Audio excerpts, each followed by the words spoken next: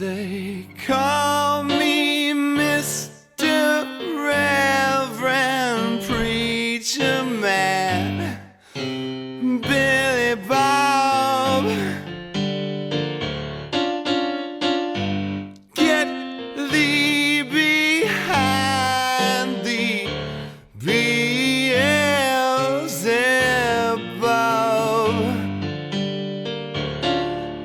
And hey man, while you're back there, won't you fix me a drink?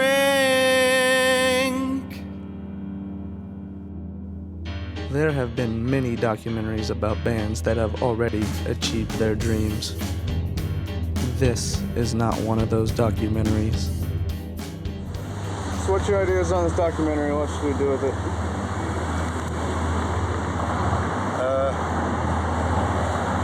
Let me take a picture of fuck it first. I'll get a shot of you taking a picture of fuck it. What do you think the legacy of Wigglepussy is? Just another band out there that probably were really talented and had all the ability and creativity to make it as a band, but lacked the ambition to actually make it work. And trust me, I'm sure there's thousands of them, but I think we were one of the better ones, so I really do believe that. Ultimately, it's going to end anyway. Everything does. Not to be a pessimist, but this is just the way. How the fuck can you tell your grandmother that you're in a band called Wigglepussy? Which, yeah, that's kind of this. Is that the barometer you have to set for like selecting a name? You know, no, not wait. Oh no, nobody wants to disappoint their grandma though. Mine used to say, she would call me up every now and then and said, I looked for your band in a porno magazine last week and I couldn't find it. Matter of fact, we shouldn't even been Indiana. Should have just been straight up fucking Wigglepussy. Wigglepussy. No, we added the Indiana because we didn't want to just be Wigglepussy. That was a little too ballsy. See? Bunch of pussies. We were. But Wigglepussy, Indiana, sounds fun to say. It's fun. Yeah, that's where we thought to make it. We were trying to figure out. Everybody's always asking, what are you guys about? What's your music like? Fucking if I know, man. Everybody wants a label. You have another band. Wigglepussy, Indiana. They are coming. And I don't know if I knew that particularly too well. Oh, Wigglepussy, what a nice name.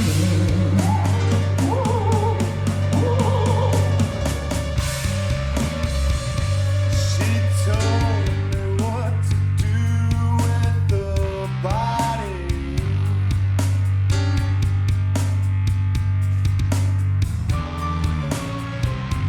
I didn't mean to hurt anybody.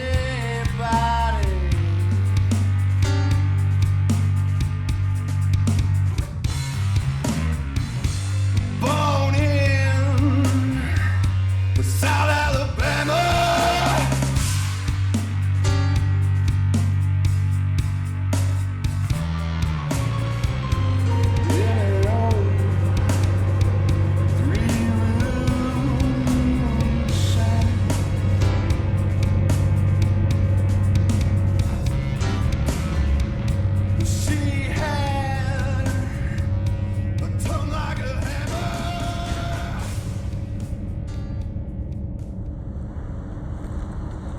Do we take the road or the road less traveled? I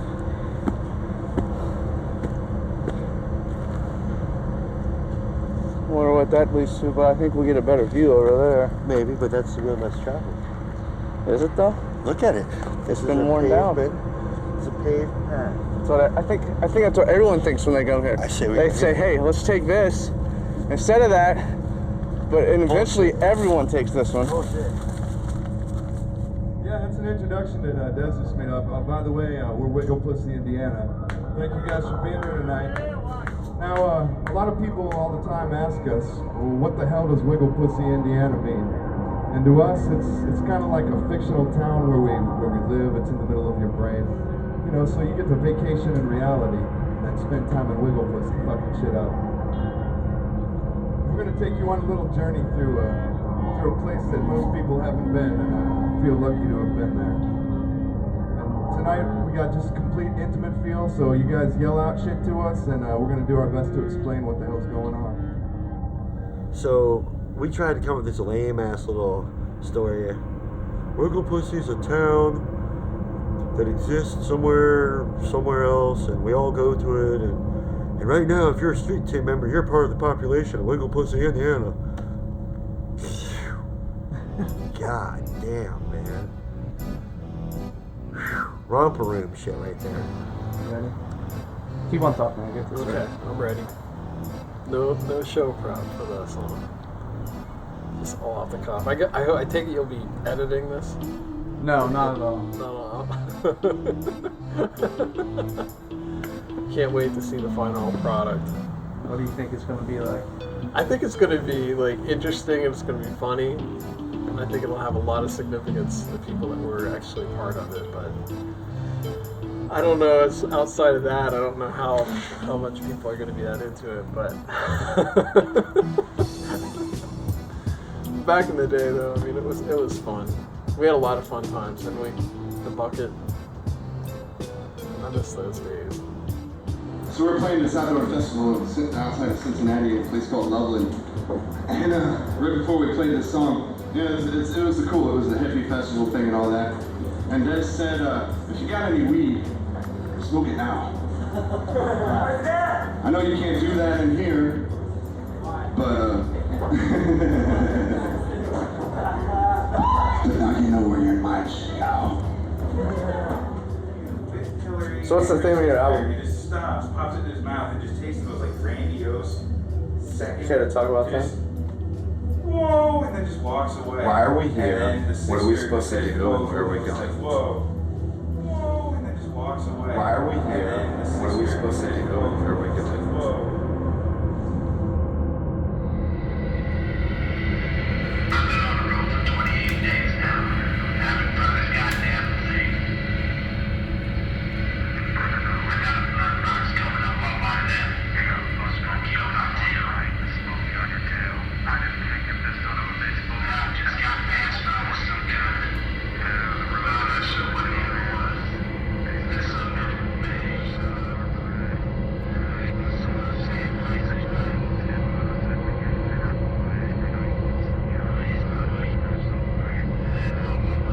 I had to do some sort of like interview thing today, and I would probably have been thinking this regardless of that. But as I was walking back from the train station here, after having Bill and Des and you here for a day or so, it was like, well, what the hell was all of that? Like, what was right or wrong with it? But like, what was it? I would say what it was. You know, somewhere along your life as you grow up, you have to decide to be a professional at something, right? Mm-hmm. You don't have to, but you should. If you want to be a master, be a professional, then you have to make that decision at some point to like devote yourself to something greater. This band was not that. It was the opposite of that. It could have been that under different circumstances, but it wasn't. It was a self-perpetuated way of not having to make that decision to actually be a master at it, to be a professional at it. Oh Lord, I done went around the bend. I love through the door like keyhole. I saw them dancing like flames in a gasoline rain. They were licking their lips and calling my name. Well, fresh off the killing, drunk on blood, there was something through the bubbly mud. In their eyes, the tides of ocean rise. And now every time I close my eyes, they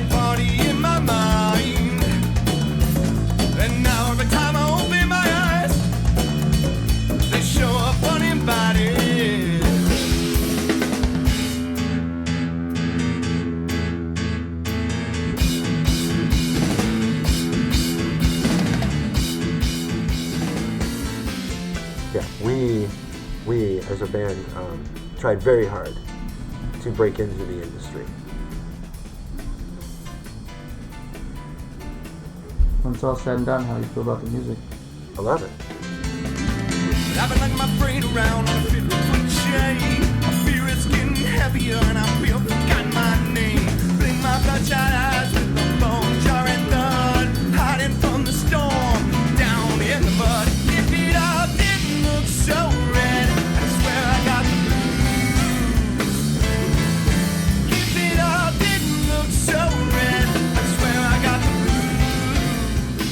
For better or for worse, because it wouldn't have been what it was if it didn't happen that way, which is this like dysfunctional family, which is great. But now it definitely makes me look at like the creative lifestyle as something that needs to be like, you need to focus your life and actually start making some sacrifices, and usually those sacrifices are time and working through hard stuff. my head through all the walls, my safety on the other side. I wish my mind would leave me alone, but I can't stop the things I know.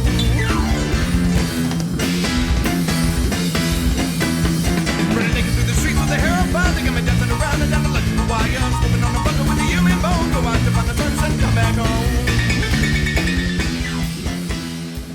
Putting a band up on stage and making people say the word Wigglepussy, because who knows what it means really? It's not No, it's just that word. dirty, And but yeah, a it's the word combination. pussy that Yeah. freaks people out. And I was kind of like, my thinking at the time was, okay, here's the dividing line: people that can take it, people that can be progressive and kind of laugh at life, and other people who are going to be too fucking stuck up. They're going to hate it. And I kind of liked having that dividing line. Polarizing effect? Yeah, the polarizing effect that, went along with the rebellious nature of everything. If it all didn't look so red, I swear I got the blues. If it all didn't look so red, I swear I got the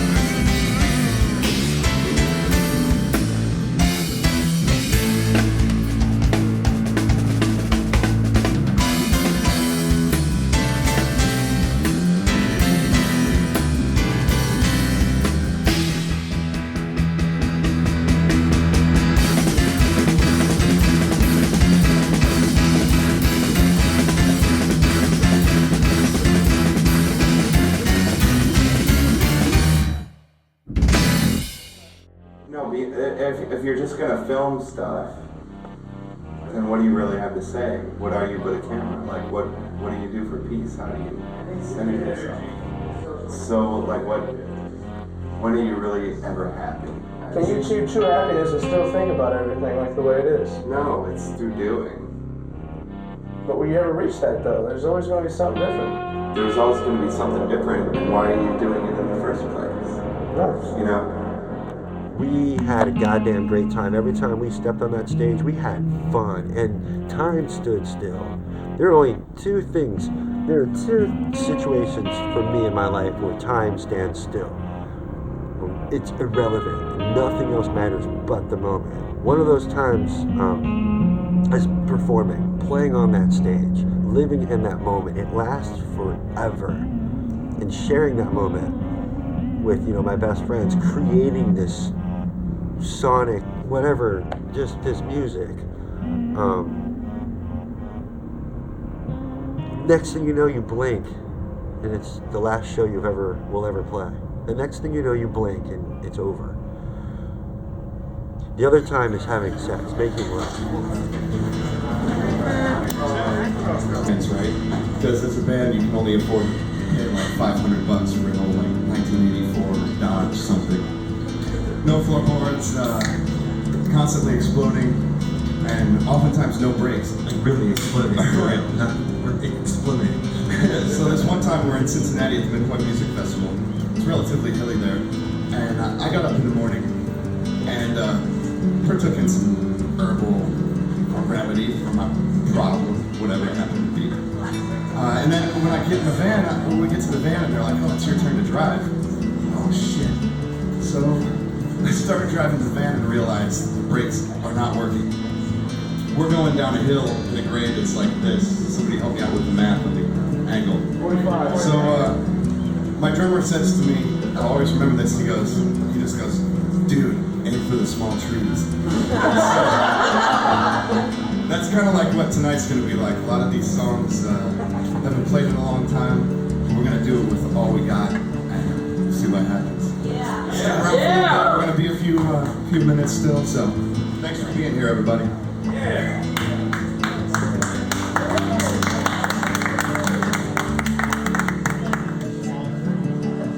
I should have peed while I had the chance.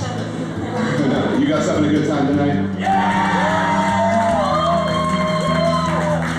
This is really cool. It's kind of bittersweet, you know, because we've been doing this for so long. It's such an important part of our lives. And like, I see so many familiar faces here that have been hanging out with us for so long. I'm getting all teary-eyed. Thank you guys. That's all I can say. I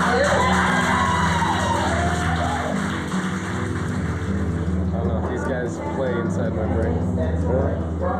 It's deja vu music. You fucking heard these songs before you were born. And now you hear it for the first time and it's freaky. And now it's all gone. It's not gone, it's still in your head. Wigglepussy, Indiana is the place in your brain. Reality's a vacation. That's what these boys taught me. You know what? How you feel about that last show, man? I don't want to talk. You don't want to? It's too moving. It's sad. I may shed once. I've seen like a metamorphosis into nothingness. It's been a wild ride. Alright, if you had to summarize your band, let's say like for Wikipedia or something, how would you do it? A guitarless, progressive, underground band from Columbus, Ohio that, yeah, and I think I would stop there. That was the biggest. We never knew what to call it, so I don't know what to say. But the music, it was just so free and experimental and artistic, non-commercial whatsoever. So, okay, the band, bunch of dudes, we had a dream, lived the dream, then woke up. Okay, a little more than that, huh? Yeah, a little more. That's about as nutshell as you can get right there. Well, you're asking this, 2.5 years after we've been obviously away from each other, and so having like you and Lawrence and Bill here now, and then ask a question like the birth of the band, you can see things a little in a different light, from a different point of view. God, there was a world to conquer, and we were going to do that through music. It was exciting. Then they had the balls to sit there and call ourselves Wigglepussy, Indiana. Yeah, like, fuck the man, break the mold, think outside the box. That's what we were going for. And the music that we wanted to write was exactly that too, We didn't do it for anyone else but ourselves. So I guess maybe not a little bit of self-indulgence, but we didn't think so though.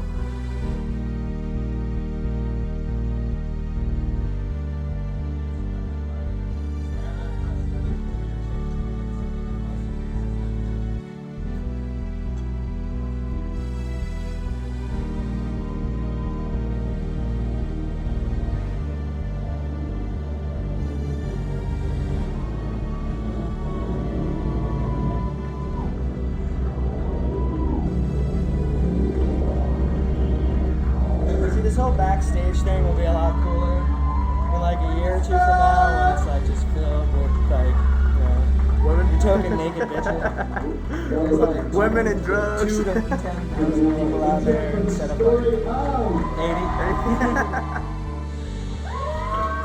Thank you. I believe that's the end of our set. Thanks for watching.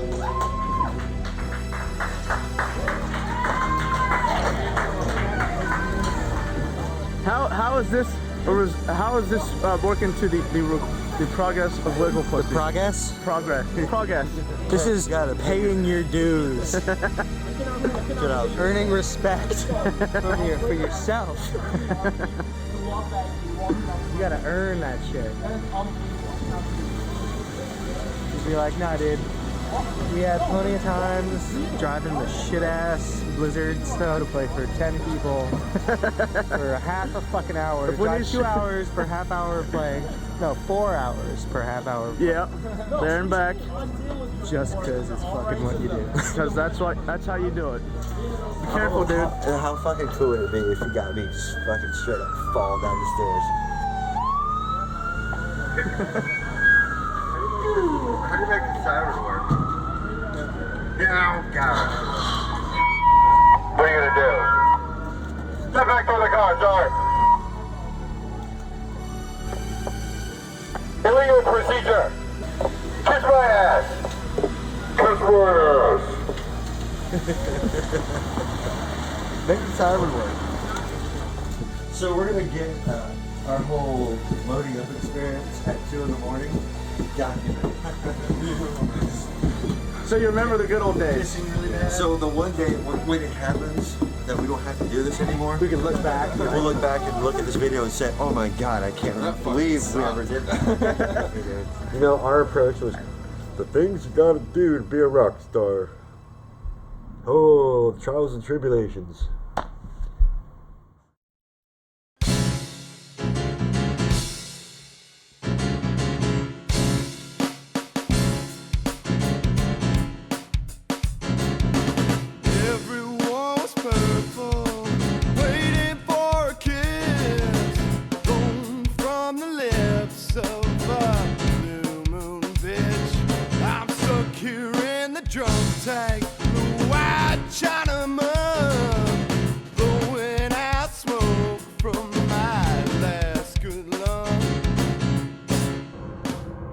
We were young, but not that young.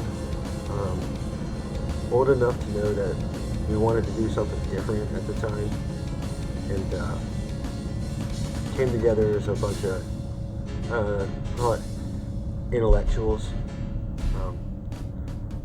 And I say that just because we enjoyed talking about other things than football or the weather. That's kind of how it all started. And then, you know, we just started translating those conversations into music, and found that as our creative source, our outlet. Had a lot of fun, and then thought, let's make a living doing this. This sounds like a good idea.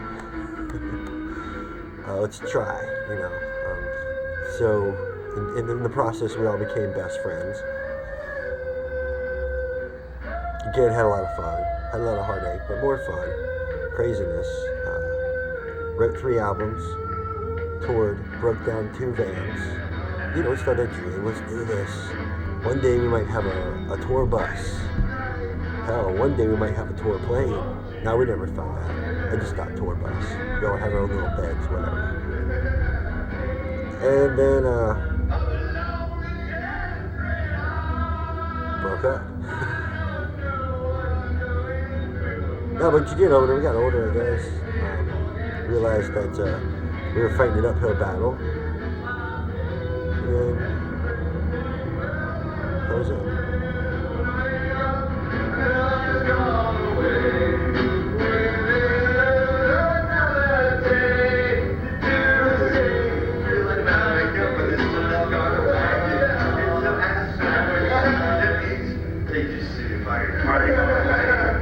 Sleep all day and you wake up and the sun's gone away. Yeah. That's definitely That's definitely one of the archives. No, what's that archive? You recorded that? Go turn it off, Dave! Turn it off!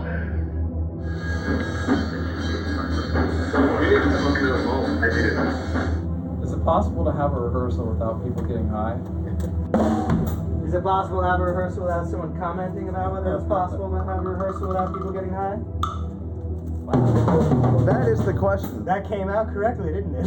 I mean, I can't even think of a worse band name. Like, what do you want to call like a band called like Big Twat, Shit Stain, Cocksucker, Dripping Pussy? You know, Fuck Juice. I mean, how much worse could the name be? It's like, it's really down there at the bottom. Yeah, fine. It's a stupid name. But it's not about the name, it's about the music that we play. If it's gonna alienate people, they'll eventually find out. They'll eventually come around. That's okay, that's the hard part. Do you think that will happen in Columbus though? Who cares what happens in Columbus? We're not But that's playing where you're Columbus at. anymore. Yeah, we're at Columbus, but we're playing. We're international, baby.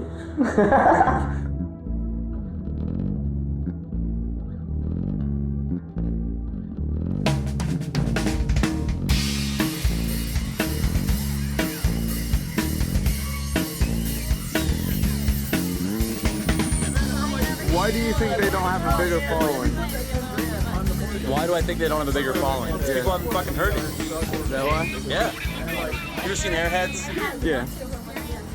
They're in the back of the studio. They're like, this fucking shit rocks. How come you never play it? They're like, people don't like it. He's like, that's because you never fucking play it, dickhead. That's why people don't like it. I mean, when people hear shit that's good, they'll like it. Yeah. You got what it takes. Dude, oh god. I'm 27 on the 27th. This is my fucking limit here. Either I'm gonna die tonight. Either I'm gonna die tonight. I'm gonna live on. I'm killing myself. Stupid shit's gonna happen tonight. Or I'm gonna move on. That's it. This is my fucking year. This is my fucking year. What was life like in the beginning when you guys were all just enthusiastic about you want to conquer the world? Definitely a pretty cool feeling, just feeling like, you know, wow, we've really got something here. Everybody, it's just only a matter of time before everybody comes around and understands where we're coming from and really appreciates this art as well as we do. And it didn't take too long to realize that ultimately nobody gave a shit. Definitely surprised they don't have a bigger fan base than they do. I mean, there's not many bands of that genre to fill that are, you know, splitting the market or anything. So are your shows usually this empty an hour and a half before?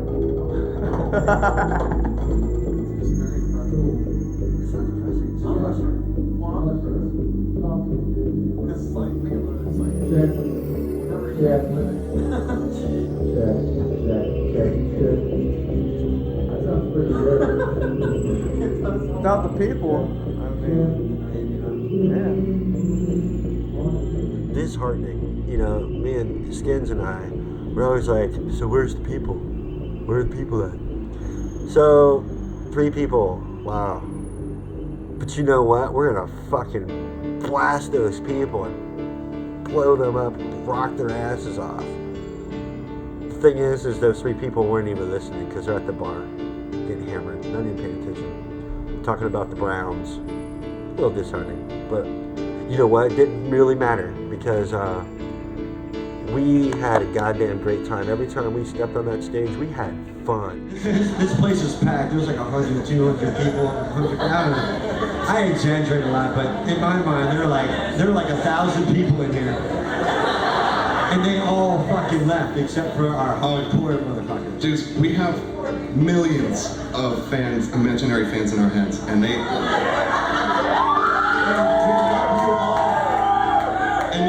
fucking love this shit.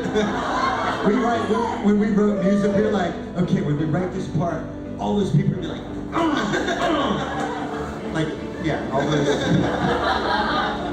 all those people when we play like the promo last, which we never got to. We were looking at Shanti one day. Yeah, well, now we're rambling. Do you think there is an audience for you hiking? There's always an audience, but that aside, as long as it's like pretty decent in terms of like musicality, which it was, obviously, or not obviously, but then of course there's an audience. It's just probably not a very big one. But you gotta remember, we were coming into this being like, we're totally gonna play Madison Square Garden within like 5 years. I don't know if people just didn't get us. You know, either people got us or they really didn't get us. And the people that got us came out and supported us. You know, like the 10 or 15 people that came out really got it. But in Columbus, I mean, there's just not a whole lot of support for live music in St. Marie. It's stifling. As much as they want to say that the city is up and coming. That's all I've heard for the last 7 years. It probably is, but I don't want to be dead by the time it happens. I mean, I'm sure it will. There's a lot of creative people doing a lot of creative things, but once they get enough to where they know that they can actually need to put it in the marketplace for people, this is not a marketplace. Yeah, dude, it's like being in the waiting room while you're getting your oil changed. Yeah. You know, shitty magazine. Bad coffee. It's like, There's always bad magazines you never want to look at. I know that. No one here is going to produce film or going to get and produce music or going to get and produce anything. It's not a diss in Columbus. It's the reality.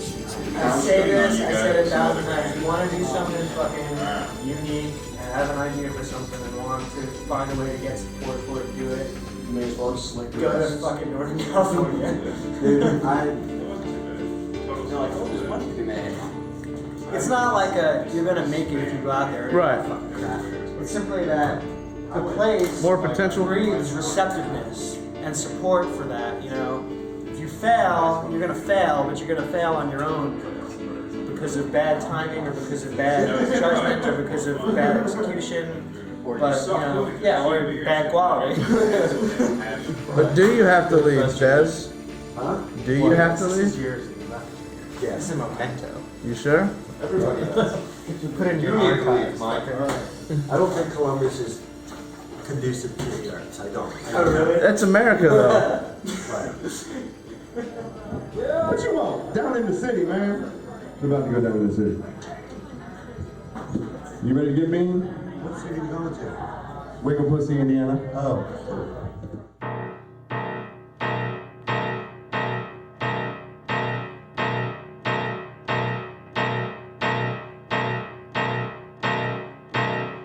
The walls are stained with longing. I can feel the world is turning. I can smell those cities burning a million miles away. And it's raining in my bedroom, and the bills are piling up to my ears in mental debt, with no soul left to pay. Everybody wanna get the money, drive a big ass car down public lane. Big fat finger on the big red button in the media church. You can buy your savior. Forget about the government. What's bad is good, and what's good is worse. Forget about the life you've been sold.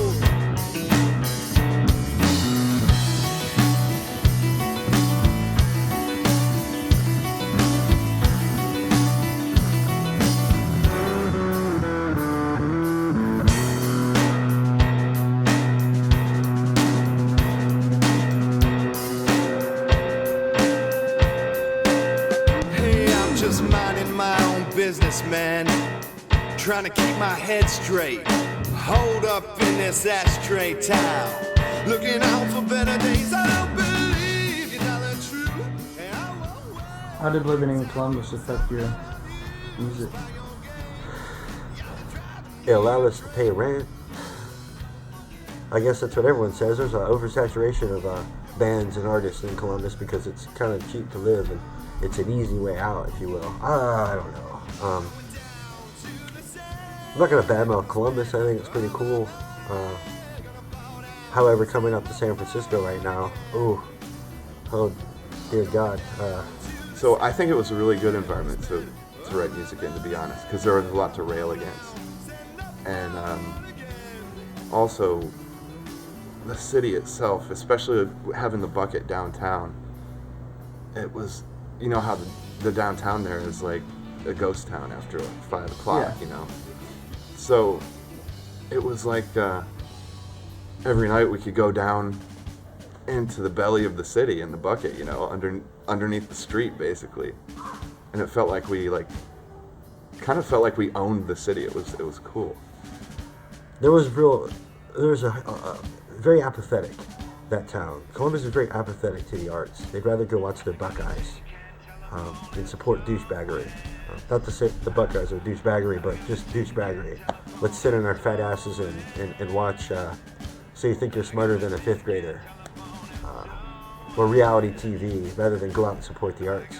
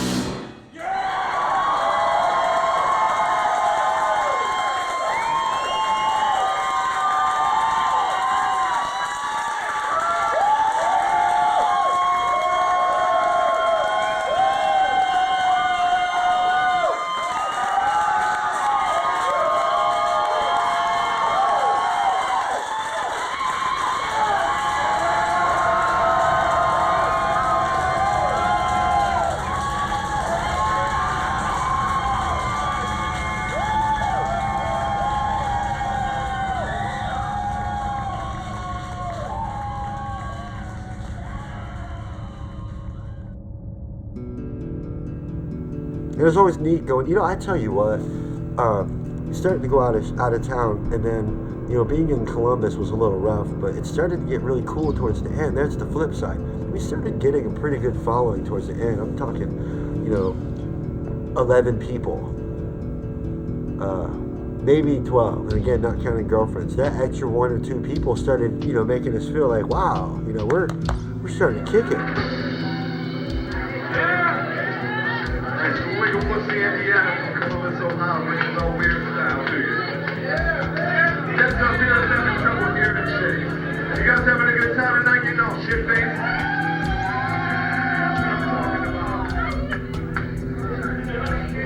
Me too. You're in like the last place that it seems you have any audience for new, fun, experimental stuff. Just the poking at the boundaries, the play that's involved.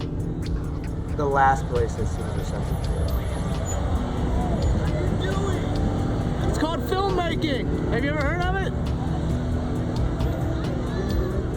Everything else around you, yeah, it just sucks of that, stinks of that Midwestern Christian right competitiveness, sports only, like that the only point in life is to, get your fucking house in the suburbs, have your wife that you don't really even like after the first 2 years, have kids that you run away from by going to golf tournaments and watching football all the time.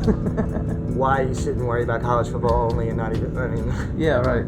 That's all that life's about. And anyone who wants to poke at that idea and not necessarily burst the bubble, but tap on it to see where it might burst, is, the enemy. Or even say, hey, look at this. Oh, I don't want to look at that. You don't want to look at that. Like, what makes you tick that makes you want to make film or art? The absurdity of life. And every day you're amazed at what happens. I'm amazed at what I see. And that brings you some kind of perverse joy. That's the part of being an artist. That's part of doing this, though. But then why are you doing it? You have to walk through hell to get... You have to walk through the poop to get to the platinum. Right. You walk through the poop to get to the platinum. Are you walking through the poop just to get to the platinum? Like, why are you walking through? Why are you walking through the poop to begin with? That's it. The problem that I have all the time with confidence and writing stuff or even singing stuff. Like, what is it? Are you watching him poop? I'll see you guys. I'm out of here. Peace.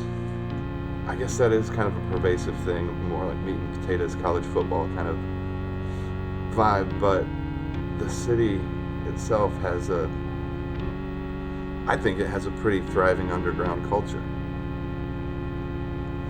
And the stuff on the surface, I think, that pushes everything to the underground, it makes that underground culture kind of congeal a little bit, and people become more passionate about it. Those people who like want to take that chance and try and do something cool artistically or whatever. You want to feed off. You're inspired by other people that do things professionally. Like every time you're around an artist that is actually living as an artist full time, then you get the notion that you could do it too, and you see how they do it, and you talk, and you help each other out. There's that camaraderie, and you're part of a community, right? You're part of an artistic, a creative community. Yes. And there's none of that community there. There's all these like individual little pockets of people trying to like just do it on be their own. the one. Do it on their own. Yeah. On their own, not really supporting each other. If anything, it's just supporting each other and like hang out, drinking. Yeah. That's the support. The after hours support. Thank you to the people who are at the bucket tonight. The underground.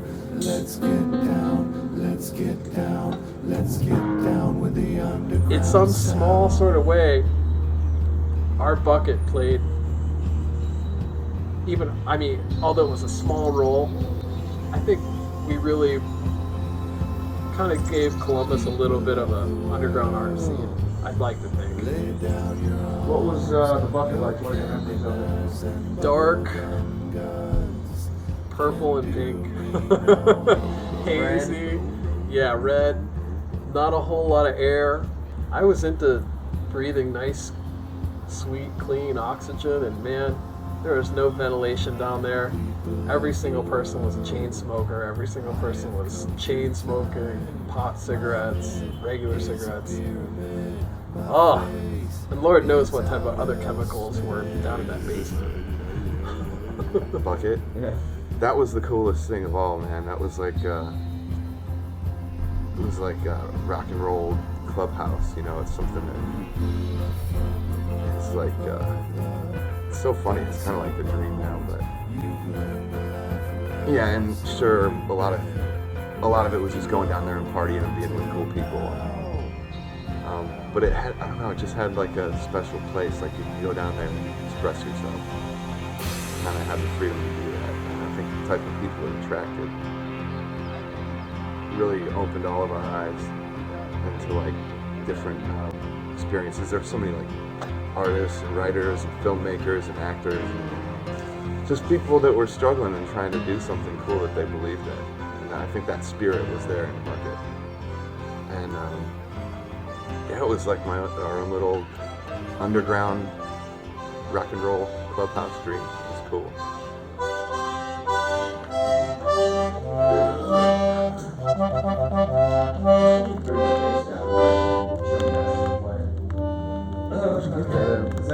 Mexico. Really? It's tight.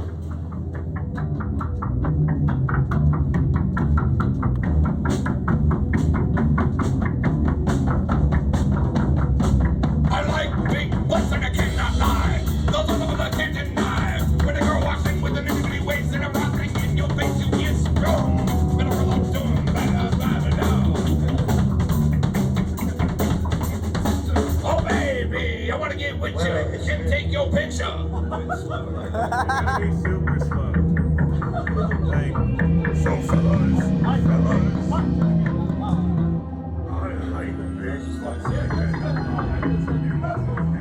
What do you want from me?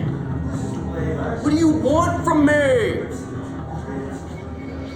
I want your soul. Hey, somebody's already sold, damn it.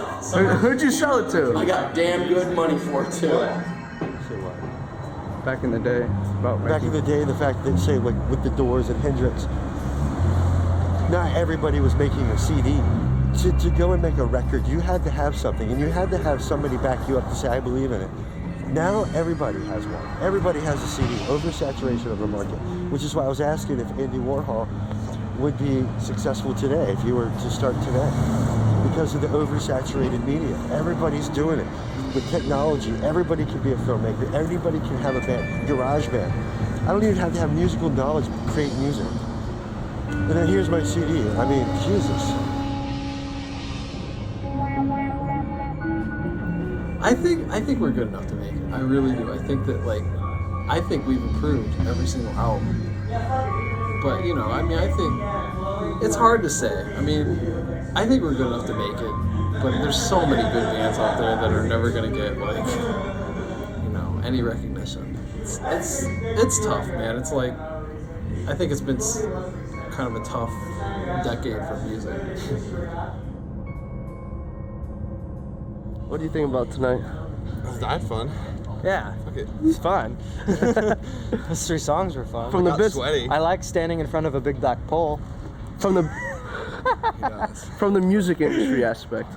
I don't know, man. Who knows? Take it off scene. I mean, it seemed cool when we talked to the dudes. It seemed cool, but they could just be saying what they gotta say to get us. Yeah, they were nice. They didn't say anything enlightening. No. They just pretty much said we listened to a lot of shit over the past 3 days, and it's nice to see a good band. Yeah. Isn't it But for some reason, it felt a lot more genuine when the 6 or 7 people that are just randomly in the crowd came up and said the same thing. Yeah.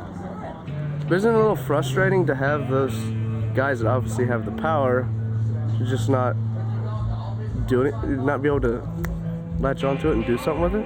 They're looking for something specific, probably. Think so? Yeah, we gotta make our own way with what we're doing. Yeah. I think. I mean, they're looking for an easy sell, like some hot chick with big boobs. Yeah. Well, what the A&R guys have to say? A&R guys, they're first of all, we kind of knew what we were getting into. We said, we should have just basically stood up there, flapped out our dicks, just do this for 15 minutes. We would have gotten the same response. They would have been, yep, that was unique and original, I can tell you that for sure. So yeah, we got that. Of course we got. So they already told you what you already knew. We get 3 people telling us, yep, you guys are really good, man. You really stuck out. You're one of the better bands that played here. It's kind of the same thing when a girl tells you when you fuck her pretty good. It's just like, man, you might have been one of the best fucks I've ever had. Bitch had 50 men, come on now. She says that to all the guys. My commentary would be anytime that I'm around the industry, the music industry, you just feel dirty. We're just so stupid. We play places like Dick's Bodacious Barbecue, We play shows where there's okay, you got 3 songs. The biggest band buffet you could ever imagine. We do these shows for 5 years. It's the hardest fucking thing, because you have to think 5 years of doing this shit, It's a hard road to do this whole thing. I was gonna go to medical school. Well, look what you're doing instead. I would have been kicking it. But now I'm living in the shackles of fucking society. Don't you guys just need to get out on the road? And play for 10 people? How else do you do it? You had the A&R guys right there. I tell you what, those fucking 10 people are fucking great, man. I love those 10 people who come to our shows. I fucking love them because they're all about music and life.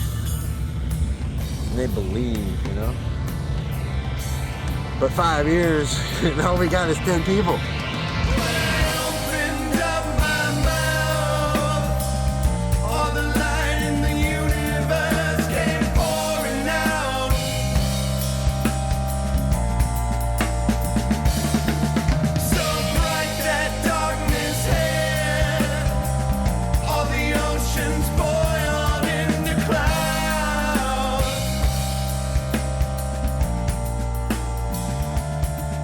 When I cried my tears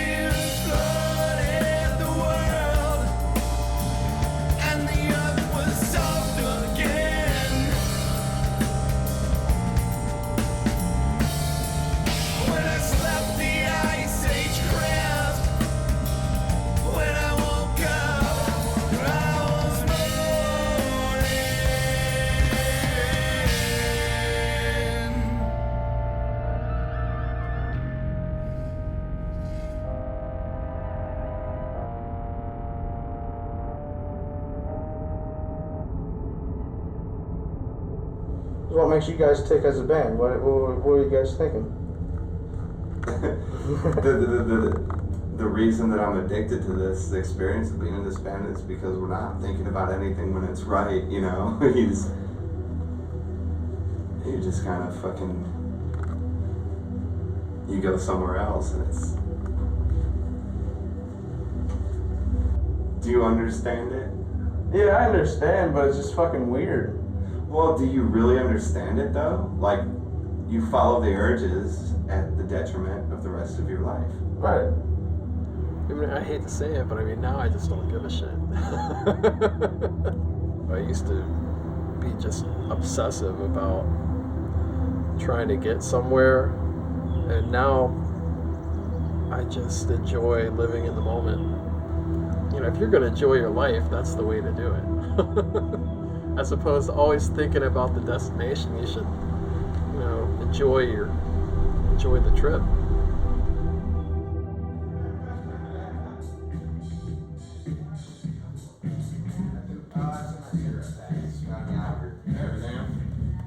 So how'd the name change come about? Had a good time to video. Pan out. It was like, I don't know, just, I was always like, we can never be anything but Wigglepussy, but we were shooting ourselves in the foot the whole fucking time. It's stupid. Being so stubborn? Stupid. Yeah, it's like, oh, we're gonna be a big rock band and fucking make money and people are gonna like us. We're gonna call ourselves Wigglepussy and turn like 95% of the people off to us in the first fucking place.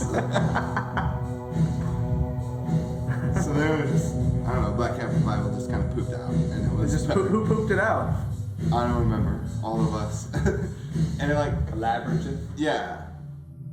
You know, labels, you know, talking to us, you know, label support, and you know, start getting people, you know, labels saying, yeah, it's cool, you know, but your name, do something about your name. It's not gonna work. Again, being influenced to go to the dark side because, you know, it's not marketable.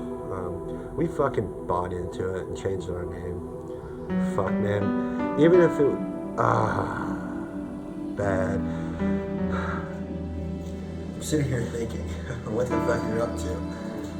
And I remember a few of these maybe recordings that we had about the name, because you're always so, what about the name, guys? What about the name? It's just a fucking name. Sellouts, fucking name. Because we're pussy. And I kind of vaguely might remember at some point when I was like, fucking the Wigglepussy name is it. And fuck That's not me. I'm not doing that. I'm not gonna do anything. I'm all like, dude. And then you're gonna show a clip where like, it's gonna be me doing that. And then it's gonna be going, yeah, I think it was a really good decision. No, I'm not gonna do that. Hey, Des. Yo. We were just discussing. No, don't even bring it up. We gotta bring it up. No, it's like it's pointless. It's just a long, pointless. Oh, is it about the fucking name? Dude, we have a logo. Did you see the logo? I know. No, I know exactly. Why do you have to? Why do you have to do that? Because we're supposed to tie in everything together. It makes sense. Wigglepussy, Indiana. So people want to know, what the fuck is Wigglepussy, Indiana? What is it? I don't know. So we have to think about it. We think about our music. Right. Okay. We all have cats. You know, this is Wigglepussy, Indiana, right here.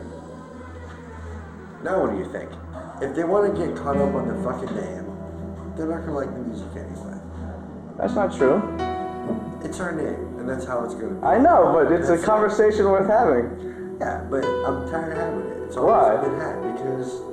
What bad would it do if you did change your name? Sellouts, man, because we're pussy. We started this whole project under the premise of non-pretentiousness. It's our name. It's like naming your child. And we have a bastard child. We named our child Wigglepussy. That's just how it is. In retrospect, I wish we had not done that. That's probably my only regret, is that we changed our name. Yes, that is my only regret, that we changed our name, which I was a big proponent of. Fucking idiot. And really the main reason, I mean, again, there's that frustration of like, maybe we should be doing something different. There was always that like, maybe we should be doing something different. Since we're not like on the stage of Madison Square Garden, maybe we're doing something different. So let's change up the things we could think of to change up. it's silly to think that a name is going to turn somebody away. But it no matter does. how good you are, you can Right. be fantastic. It doesn't matter, but you have the dumbest name, and people are going to say "fuck you" right off the bat. Who are you trying to be funny to? It's the dumbest thing we ever thought of. But it was cool for what it was, and also for the music, how the change in the music happened from the first 2 albums to this album. It's a good separation to say that Wigglepussy and Indiana were these 2 albums. Okay? Mm-hmm. Weren't the most successful, but it did what it needed to do to help us with this one, which I think is a very good album. Blackcat Revival's first. Mm-hmm. You eventually got what you wanted with the name change. I did, but you know, that might have been a jump the shark moment with that band. This is the name change. Fun times. Fun times. So then the Blackcat Revival, we wanted to follow along with the whole model. The model, listen to me, the model. The idea of the Black Cat of Rock. I liked it. So Black Cat came up, and then we couldn't just be Black Cat because, I don't know, I think there's another band called Black Cat, so we just added the Revival because it was kind of a revival of our spirits, maybe, because we might have started to get a little down on ourselves because our second album didn't do that well. But that's all subjective and whatever. But to us, you know, we didn't conquer the world with it, so... You know, just the 10 people who really liked it, that was, I mean, you guys rock. And I really would like to think that it wasn't changed simply because of me. I'd like to think, whoa, text message. I'd like to think that Des deep down inside and Bill deep down inside wanted to change it too, but just maybe we're too pussy to say anything about it. You know, we were talking earlier about the rebellious nature of the band or of the music, but as a band, as a functioning unit, trying to have some degree of success, we were such pansies about everything. We were so afraid of what impression that we would leave on like either fans or bar owners or whatever. I think we were too safe in that respect. With growing up and then seeing the reality start to come into fruition, we might have toned it down a little bit. We maybe consciously decided to tone it down a little bit because all we wanted to do is be accepted. That's so not punk rock, you know. It's fuck it, I don't give a shit what you think or how you think it. We kind of cared though. Well, how different was the approach from the second to third? What was the big difference? The approach? Yeah. Oh God, I don't want to say it. I mean, I wouldn't say the approach, but yeah, the whole process was, I don't want to say that we wanted to be more marketable. Is that why it changed so much? Yeah. But in the defense of the third album, it's still fucking out there. You can't just go to a party, hey, pop in this is great shit. Because everybody would be like, what? It's not Justin Timberlake.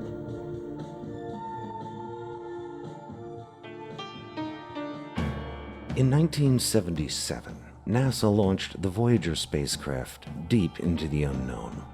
It carried a golden record containing the story of mankind for any sentient life that might encounter it, however slim the chance. Today, it is farther into space than any other man-made object, and soon it will be too far away to communicate back to us. It is a bottle flung into the cosmic ocean. We are calling out. I'm a spaceman from the future. Baby, take my hand, I will not lie to you. I'm a human raised by humans. In another life, we are all weird aliens.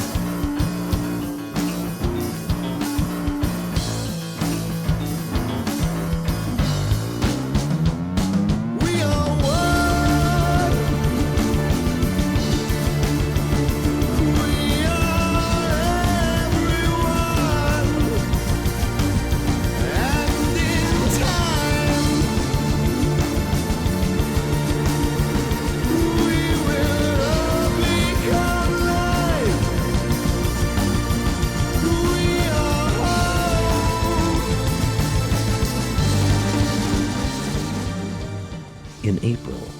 2006, Omnibucket will release another golden record into the abyss, 11 Billion, the debut album from modern pop's evil twin, Blackcat Revival. Raw and refined, familiar and new, 11 Billion captures the sound of a band yearning to make people face the surreal and sometimes frightening truths that we don't know why we're here. We don't know what we're supposed to do. And we don't know where we're going. 11 Billion will enter your galaxy in April. We are calling out. Do you guys think anything will change once you release this next album? What will change? Predict any changes? God, yeah, I don't know. What? I don't know. Said it's the best stuff. I don't know, we always think it is when we're writing it, so. At least it's getting better then. We always think it's going to change. We thought the first album was going to be like groundbreaking. Because we were young and stupid. You gotta give it time though, you gotta be patient. We're going to totally... we didn't know what to expect from it, so we thought we were going to... Yeah, we have our second album, we were like, same thing. Our third, of course we're thinking big thing. Nah, man. We're like, this is the one. No, we're not there. Kind of, I guess, forgot about that.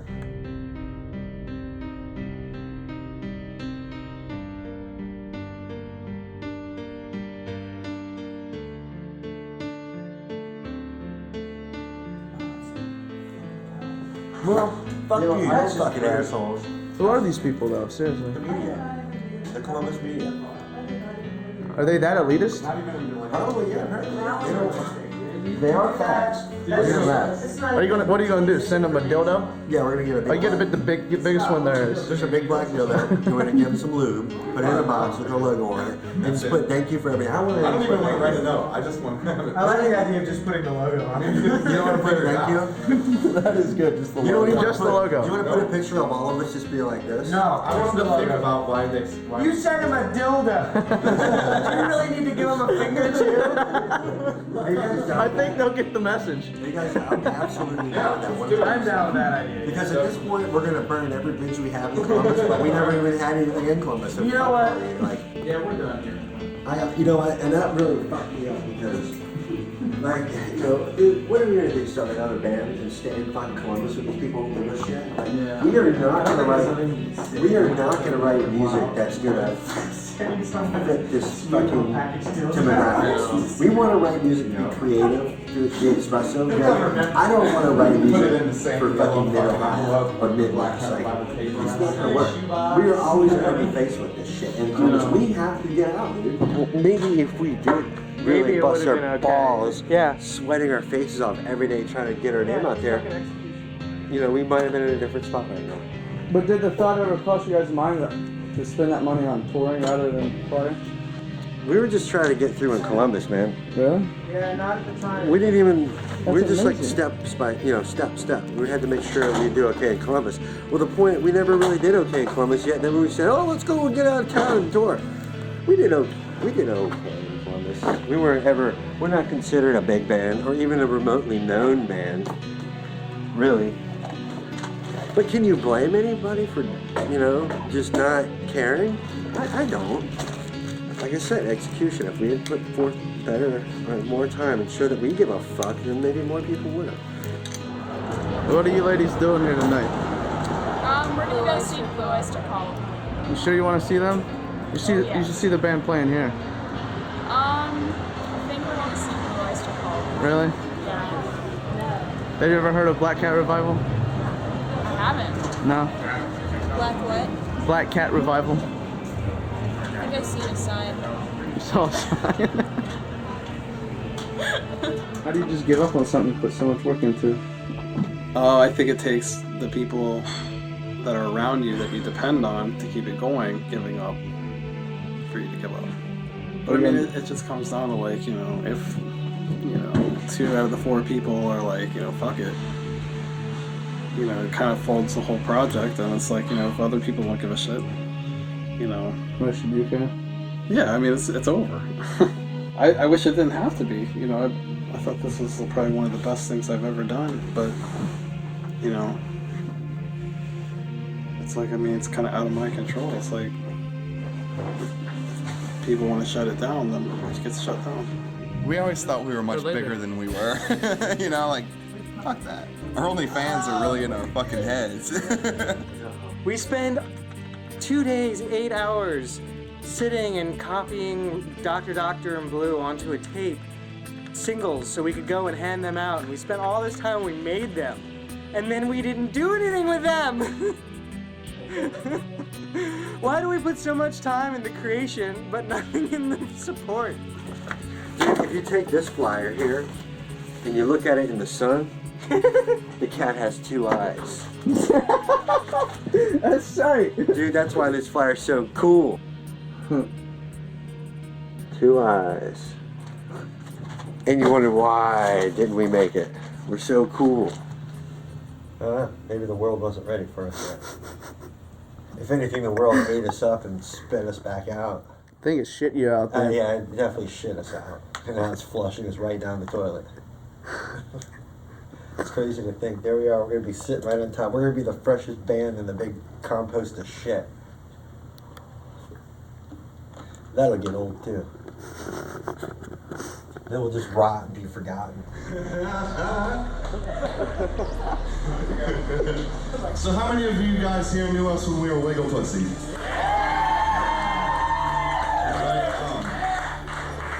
Who knows the song Blue? Well, we're not going to play that song.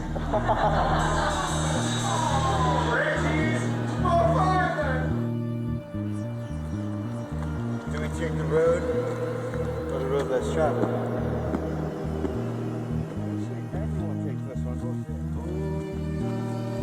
It's a trick, man. It's a trick. No, it is.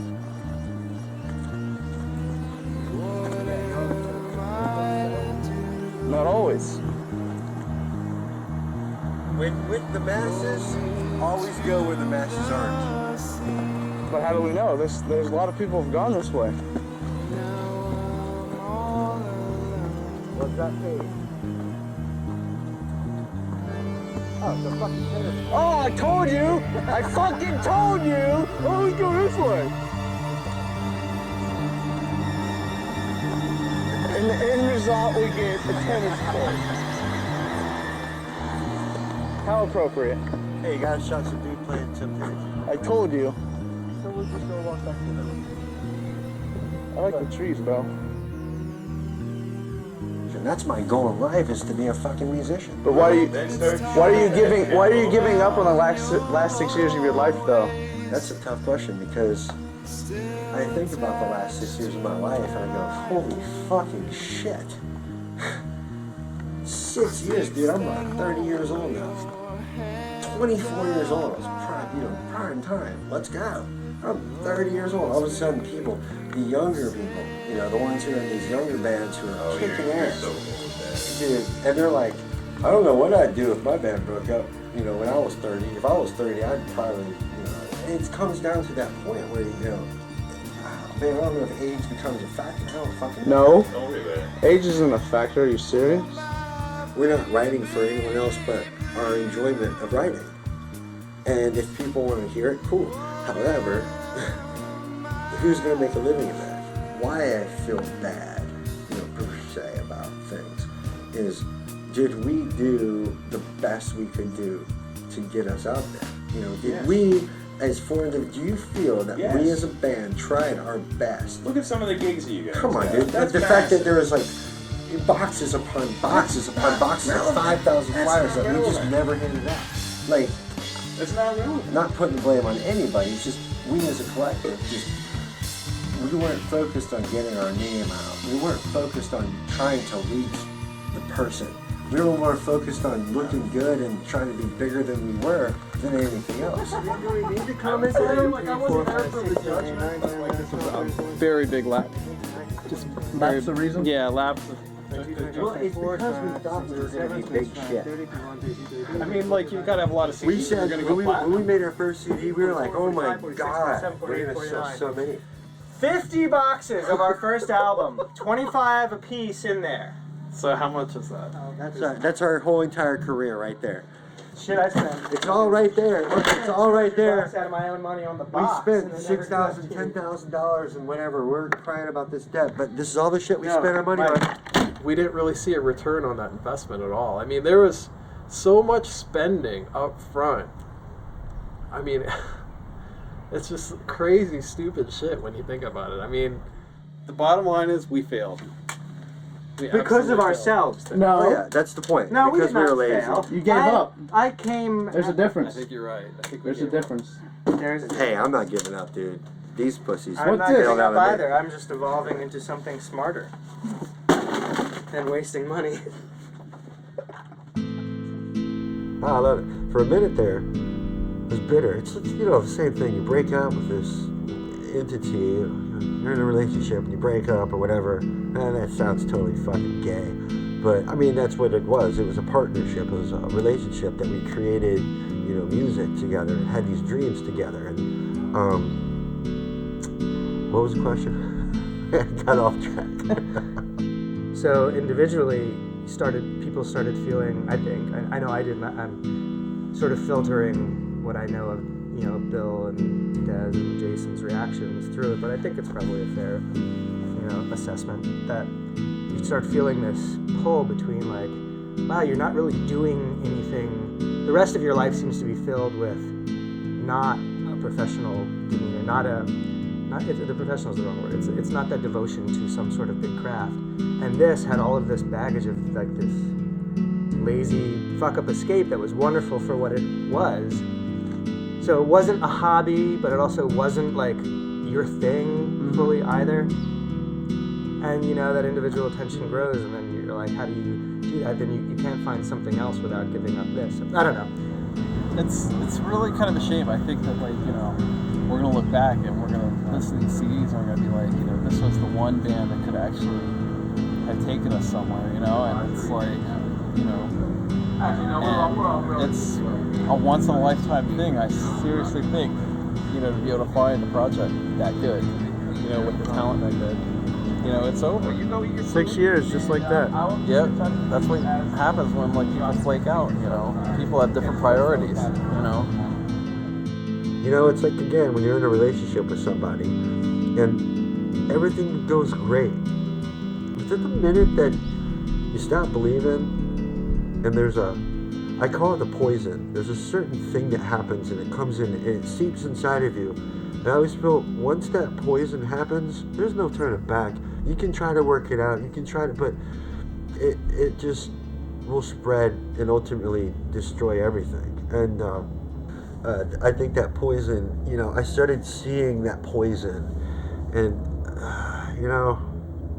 tried to ignore it, but I guess it was more within the band and the interactions with everybody. We just started kind of getting sick of each other. Not really. It was different. People started changing. We started changing. And rather than changing together, it's hard to change with 4 people. It's been done. There's tons of bands who do it, and, wow. Lucky them, right? Or not, I don't know. So I'd say that was probably my biggest omen, my biggest something's not right. California was calling, man. It's like, I think we would have been able to make something if we would have just kept doing the indie route and touring a lot, but other people had other plans and just we never were able to take it to fruition. I know whatever I would have been doing, it would have been not nearly as interesting and fulfilling. Exactly. I would agree with that. Yeah, me too. All joking. Fuck you. All joking aside, it led me down a path of personal fulfillment. Think of all the bad decisions that we crammed into a good 6 years of music. Yeah. All the people that live an entire life unfulfilled, and we had a certain period of time in our lives that glimmering hope. That was all hope and all fulfillment in the pursuit of hope that a lot of people don't get. So I don't feel bad about it. I'm glad we did it, man. It enriched my life for sure. Dude, you can't even track the amount of everything else in your life that those years touched on. I'm glad about the perspective it's given. Yeah, sure. I'll cheers to that. I went for a walk and the sun shine down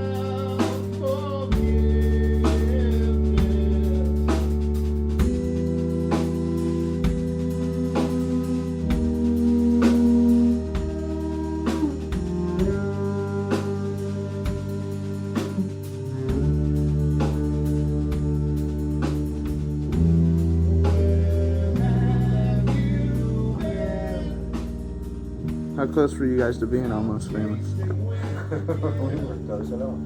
In our minds, though, in our heads, our own heads, we were rock stars. In our own heads, we were the best thing in the world. We said, fuck all you people who don't care, don't like, or don't show support. What? We don't need you? Oops. I guess we don't need people if we're just going to keep playing in a basement to ourselves.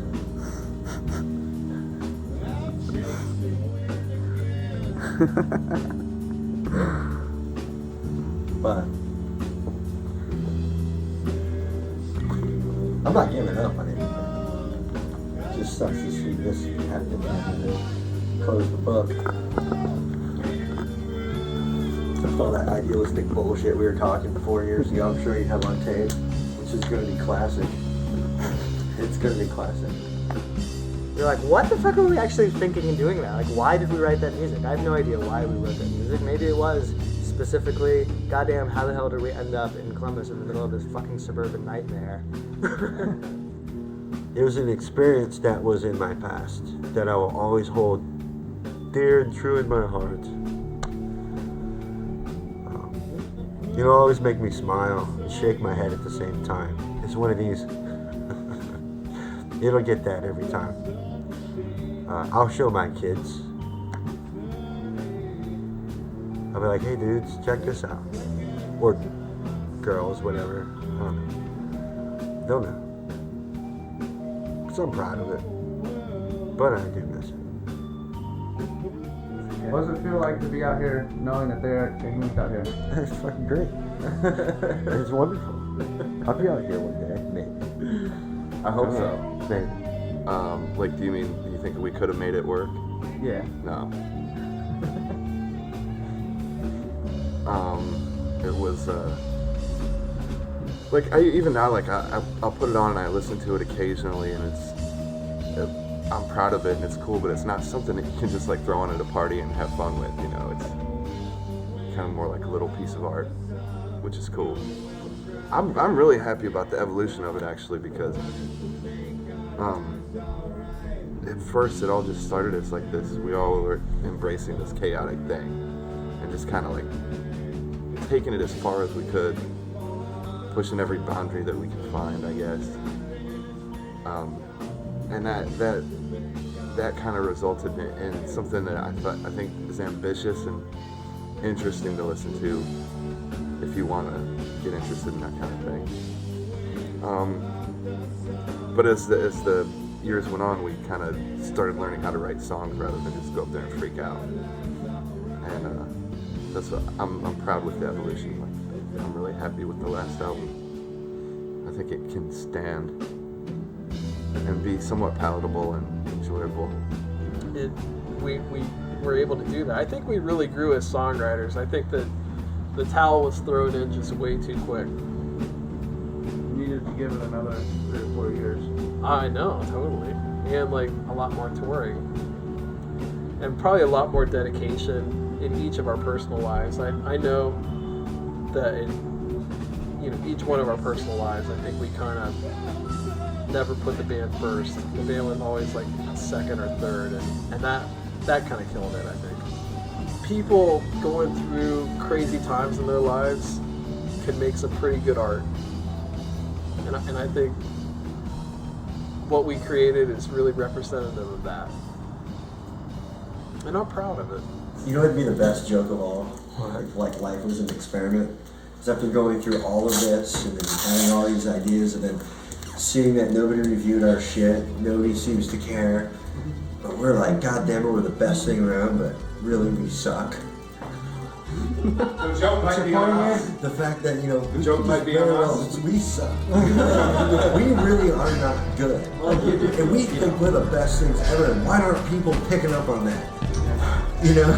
No, we just suck. I was talking with Mike about doing, 2 years from now, after, really honing down this documentary and releasing it as like the best band that ever was. Maybe we should just change the title and do like the documentary of the shittiest band in the world. The band that thought it could, the band that thought it was good. Yeah. The band that thought, that's good. Like that fucking thing, I remember writing down in Reupload like that. The worst band in the world. Bands are stories. Why is the story not entertainment alone? Like our imaginary fans are awesome. All the people in our lives. That's it. That's exactly right there. Because we're like playing. Our imaginary fans. Everything we do. They rock out to the shit, don't they? They're like, oh man, they can't get enough, man. And then we're like, they'll be. We're like, who is that? We had big ambitions for it. It didn't go where we wanted it to, but what we got out of it was more than. It was better than if we had actually achieved our goal. So if we had achieved our goal, we'd still be dicking around in a shitty band, just playing to a few more people at a place and ruining the rest of our lives. I think in a nutshell, from what I think you have of our footage of us doing our thing, this particular dream did not happen, but everything's okay. Yeah. So that's where we are now. We're in San Francisco. Granted, I don't live here, but my life is okay. My life is better now than it ever has been without that, as is probably everyone else in the band. We kind of broke off, and then to be able to catch that positivity on the fact that what we thought would be the end of the world was the beginning of our lives. The self-perpetuation aspect of this life and its self-perpetuating notions. That's good. The end of a dream is the beginning of another. Yes, exactly. Why are we here? What are we supposed to do? What are we doing?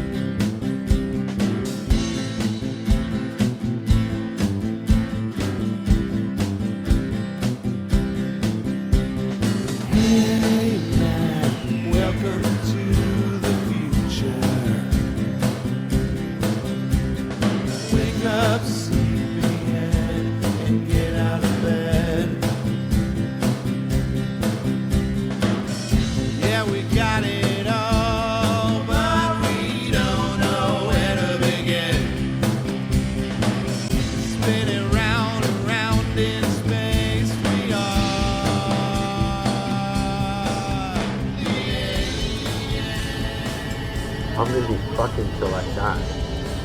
And I'm gonna be playing music until I die. Because I want more. Living in that moment where time stands still. Time goes by so fast anyway. It's kind of scary.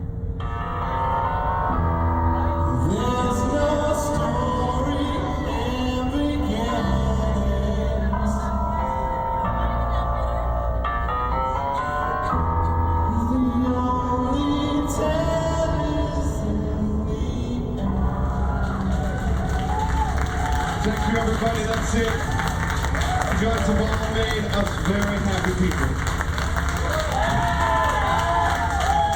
The Blackcat Revival for the last time.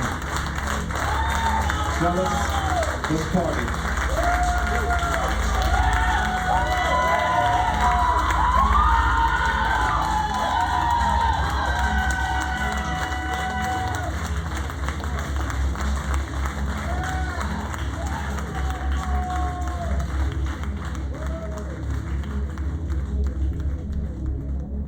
Alright, for this.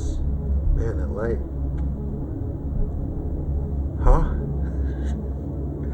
hey, if you want to be famous, you gotta deal with it. Famous? Get used to it. Yeah. You gotta get used to the bright lights, man, of fame. And Yeah, dude. Show biz. I'm famous to 10 people, man. Cheers to those 10 people. Happy New Year. What do you want from me? You keep looking at me. Don't look at me.